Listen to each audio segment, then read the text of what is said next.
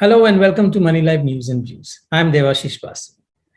Reuters, the international news agency, reported last week that Visa Incorporated, the ubiquitous credit card company or the credit card processing company, has complained to the US government about India's informal and formal promotion of its domestic payments rival called RuPay, the RuPay card, hurting the US giant in a very important market that is in India.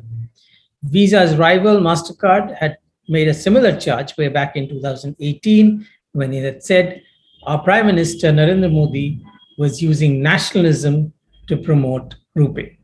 In 2018, PM Modi had declared the use of RuPay as patriotic, saying that since everyone cannot go to the border to protect the country, we can use RuPay to serve the nation. Last year, Finance Minister Nirmala Sitharaman said RuPay is the only card that banks should promote. Along with RuPay, the Indian state has also promoted United Payments Interface, that's UPI, which has been a roaring success and attracted global attention. There are 690 million RuPay cards that clocked 1.3 billion transactions last year, while UPI processed around 4.2 billion transactions last month alone. RuPay accounted for 63% of India's debit and credit card issuance as on November 2020, the data for which is that's the latest data for which is available, up from 15% only, from 15 to 63% market share. In 2017, the result of India's informal and formal policies supporting it, complained Visa.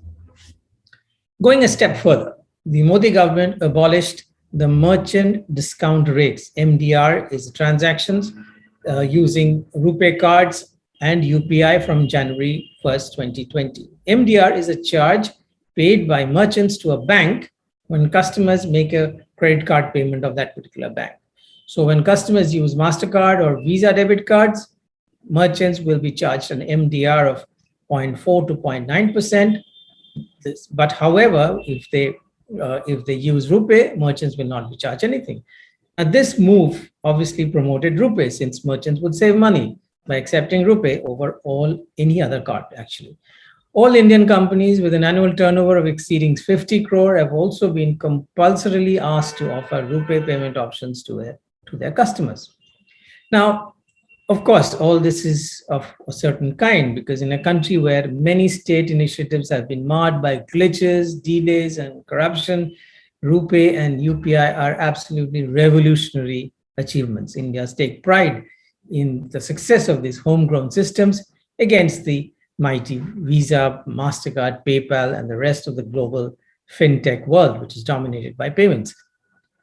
From a consumer perspective, a public digital payment infrastructure that squeezes intermediation costs and reduces friction is a great feat. But such direct state intervention, however stupendous in impact, hides an important fact. Before he came to power, PM Modi repeatedly said that the government has no business to be in business. But privatization has made slow progress, with Air India being the only glorious exception. On the other hand, the temptation to get into businesses that are hot is perhaps too much for any politician, no matter what his public slogans are. The Jawaharlal Nehru's government plunged into hot sectors of his time, which is engineering and iron and steel and other areas. PM Modi has plunged into digital payments, a hot sector of his time. A broad swathe of erudite critics call India's economic policies neoliberal for allowing a free run to private capital. But I would suggest take a look at tech. It's not just RuPay and UPI. This government is continuously involved in launching a series of tech initiatives which will make neo-socialists proud and private equity investors jealous. For example, while pharmacies are private businesses and there are private equity funded e-pharmacy and medical consulting sites like 1mg, NetMeds, and PharmEasy, Practo, and DocPrime, etc., the government decided to launch a telemedicine platform, esanjeevani.in, that allows anyone to register, consult a doctor, and download a prescription. The government has also launched PM Janaushadhi Kendra, a chain of pharmacies that will sell generic medicines. That's a direct competition to the private sector. Last year, during COVID restrictions, the government launched a Desi rural version of Big Basket by creating a village-level online retail chain which would deliver large volumes of essential items like vegetables, milk, pulses, fruits, and other products through a fast expanding outlets taking orders online, offline, and carrying out even home deliveries.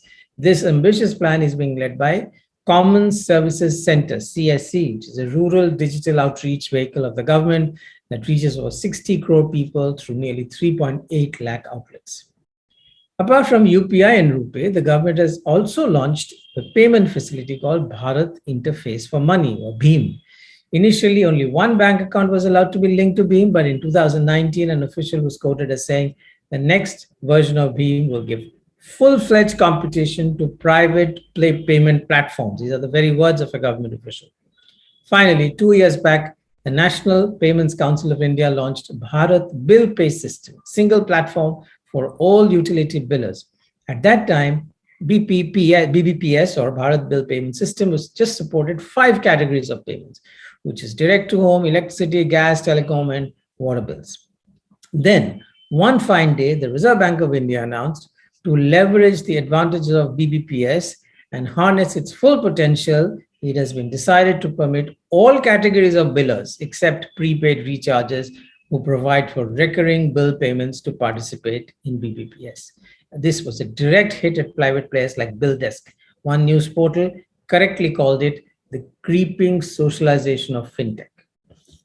Now, Reliance, Jio, Bharti, Airtel, and Vodafone, we all know, have spent billions to create a countrywide broadband infrastructure, but the government still went ahead and decided to spend its own $7.1 billion on BharatNet to provide a minimum of 100 megabit broadband connectivity to all 250,000 gram panchayats in the country, covering nearly 625,000 villages.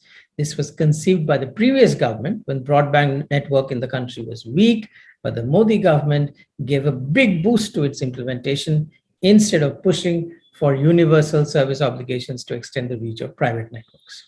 Now, all these are examples of government heavily getting into business. I do not support or oppose any of these moves. There are bigger policy discussions have to be entered into before you decide whether these are required, where they are required, how much is required. I am merely pointing out that while the government wants to sell Steel Authority and Shipping Corporation and public sector banks and are making no progress in any of this, it has definitely made its business to embed itself deeply into the fintech business, the hot sector of our times, of course, which has major implications for data gathering and privacy. Thanks for watching. And if you like this particular episode, do click on subscribe so that you keep getting alerts regularly. Thank you.